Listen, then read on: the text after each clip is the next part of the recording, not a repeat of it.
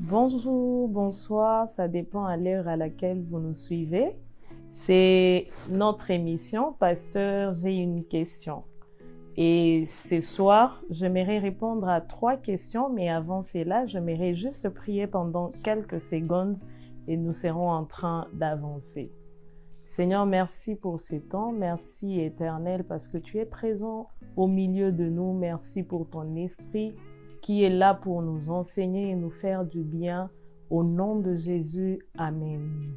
Merci beaucoup de nous suivre.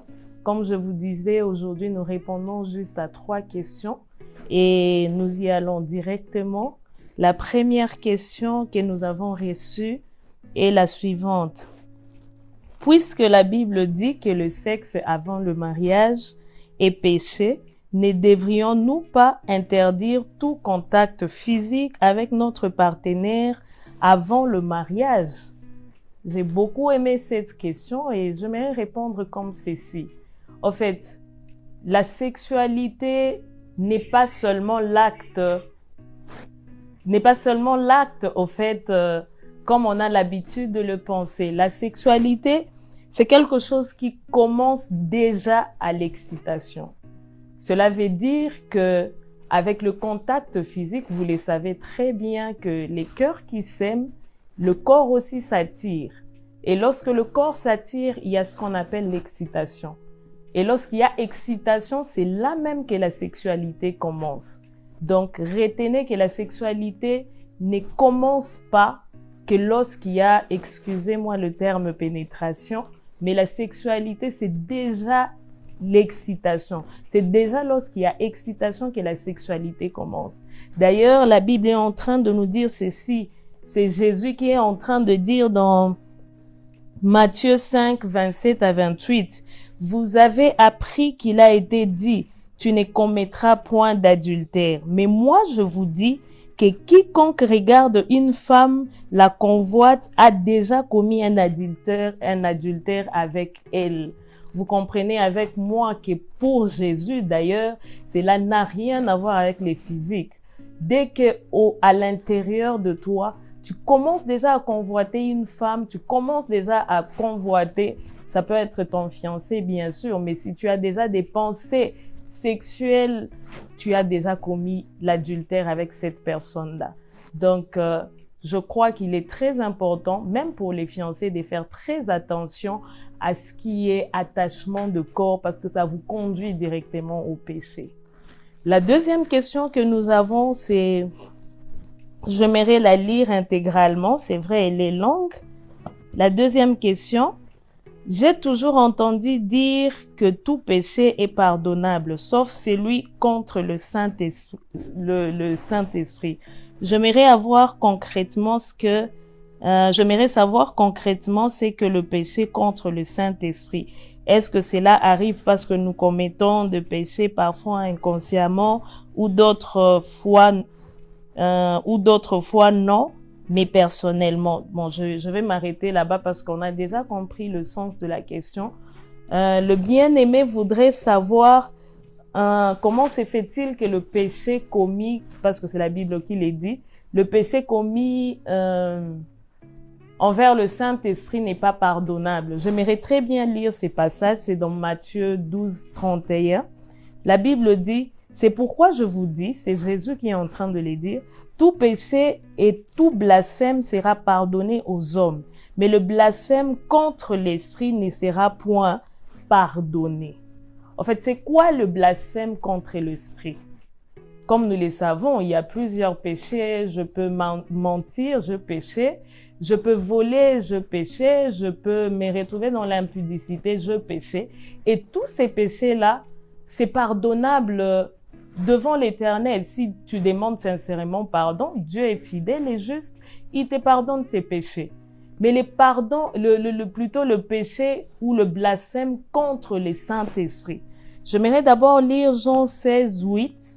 La parole de Dieu nous dit ceci.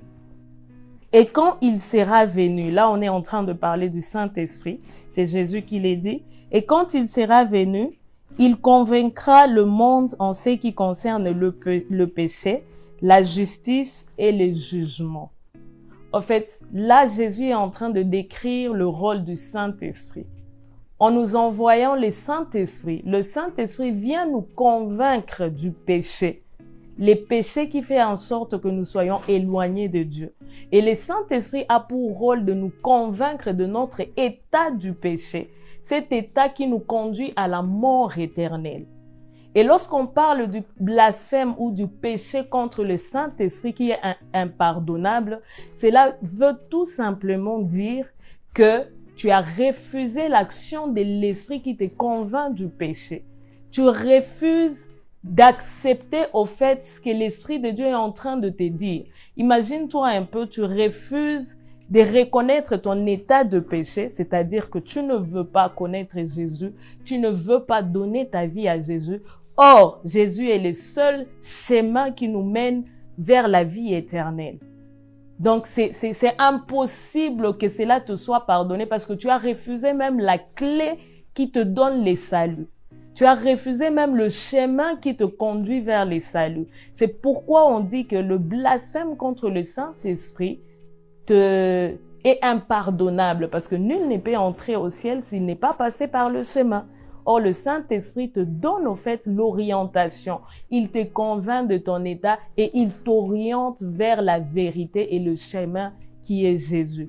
Et si tu n'acceptes pas cela, ton sort est scellé, tu es perdu éternellement. J'aimerais vraiment que nous puissions comprendre cela. Je crois qu'on a bien compris aussi par rapport à cette question. Et j'aimerais directement passer à la troisième question. Cette question-là, je vais aussi lire juste une partie parce qu'elle est longue. Je vais juste donner la synthèse par rapport à cette question. La personne a posé la question comme ceci. On dit qu'il ne faut pas privatiser Dieu, que Dieu est le Dieu de tous parce qu'il fait pleuvoir la pluie sur le bon et sur les méchants. Et la personne est en train de se poser la question, mais on est en train de voir beaucoup de gens qui servent Dieu, les servantes de Dieu, les serviteurs de Dieu, qui n'ont pas une vie attrayante. Et elle est allée plus loin en disant que ceux-là qui ne servaient pas Dieu, on les voit avec des véhicules. Je suis juste en train de paraphraser ce que la personne a dit.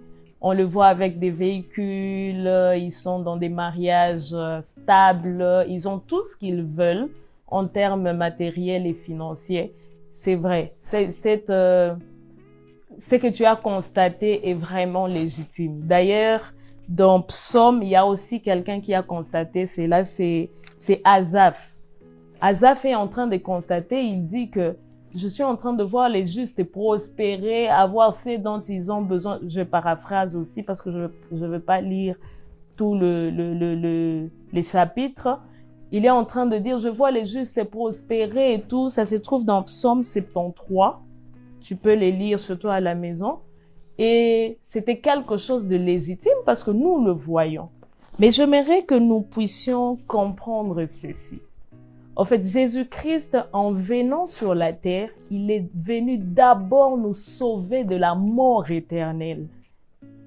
C'est ça même qui s'est passé avec les enfants d'Israël. Ils s'attendaient à un Messie qui va venir changer la situation, comme avec notre situation aujourd'hui. Lorsqu'on te parle de quelqu'un qui va venir nous libérer, tu t'attends à ce que les choses changent politiquement. Mais ce n'était pas ça la mission de Dieu. La mission de Dieu à travers de Jésus, c'était de sauver notre âme de la perdition. Parce que nous étions condamnés à vivre une vie éternelle loin de Dieu. Une vie de tourment dans le feu éternel. Et c'est ça la première mission que Christ est venu accomplir sur la terre. C'est vrai, Jésus-Christ nous sauve de la mort éternelle, mais il n'a pas oublié aussi ce qui se passe sur la terre. Voilà pourquoi Pierre est en train de poser la question à Jésus dans Marc. Il est en train de dire, nous avons tout laissé. Nous avons laissé femmes, enfants, champs et tout ce qu'on avait pour te suivre. Qu'est-ce qu'on aura en retour? C'était vraiment une bonne question. Et j'ai beaucoup aimé la réponse de Jésus. Jésus est en train de dire, c'est vrai, vous avez laissé toutes ces choses-là. Vous allez recevoir ces choses au centuple. dans les siècles présents. C'est-à-dire, sur la terre, vous recevrez au centuple tout ce que vous avez abandonné. Mais j'aime aussi, il ajoute avec de tribulations. C'est-à-dire que quand on est enfant de Dieu, ça peut arriver qu'on passe par de moments difficiles, par de moments qu'on ne comprend pas. C'est quelque chose qui est prévu par Dieu, mais j'aime la suite. J'aime ce que Jésus est en train de répondre à la fin. Il dit, vous aurez au centuple toutes ces choses et la vie éternelle dans les siècles à venir. C'est là que je reviens encore. Jésus nous a sauvés premièrement pour hériter le royaume des cieux.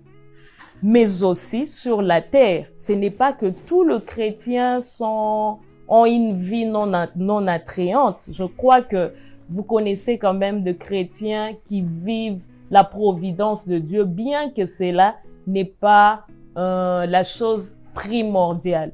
C'est pourquoi j'aimerais dire aux chrétiens, réjouissez-vous de votre vie. Des fois, ce n'est pas important, en fait, ce n'est pas toujours bon de tout admirer. Parce qu'il y a d'autres personnes, ils peuvent avoir une apparence de la grandeur, une apparence de la réussite, mais la réussite d'apparence n'est pas la paix, au fait. Il y a des personnes que nous pouvons admirer en le voyant, mais cela ne veut pas dire que ces personnes-là sont en paix. Mais j'aime l'Éternel parce que la bénédiction que lui nous donne, elle ne se fait pas suivre de chagrin. La bénédiction que l'Éternel nous donne effectivement la paix et nous sommes assurés sur la terre et dans les siècles à venir lorsque nous serons avec notre Seigneur. Alors j'encourage mes sœurs, j'encourage mes frères à persévérer. Ça peut être difficile aujourd'hui, mais rassure-toi que ça ne sera pas toujours difficile, ça ne sera pas toujours impossible au fait. Avec Dieu, tout est possible. Ça peut te faire pleurer aujourd'hui, mais ce que j'aime avec Dieu, il y a un temps pour tout. Donc, si tu passes par des moments difficiles, si tu vois un chrétien passer par des moments difficiles, ne pense pas que c'est la fin. Parce que l'Éternel, il est celui qui nous fait traverser la vallée de l'ombre de la mort. Nous ne nous arrêtons pas dans la vallée de l'ombre de la mort, mais nous traversons cette vallée parce que notre Dieu, il sait prendre soin de nous maintenant et il est celui qui nous réserve plutôt la vie éternelle. Parce que nous n'allons pas nous atteler à de choses périssables, passagères. Sur la terre, si nous avons beaucoup à vivre, c'est 80, 90 ans. Mais la vie éternelle, je crois que c'est celle qui est très importante parce que c'est une vie sans fin. Ce n'est pas une vie de 20 ans, ce n'est pas 50 ans, ce n'est pas 100 ans, 1000 ans, 10 000 ans, mais c'est une vie éternelle.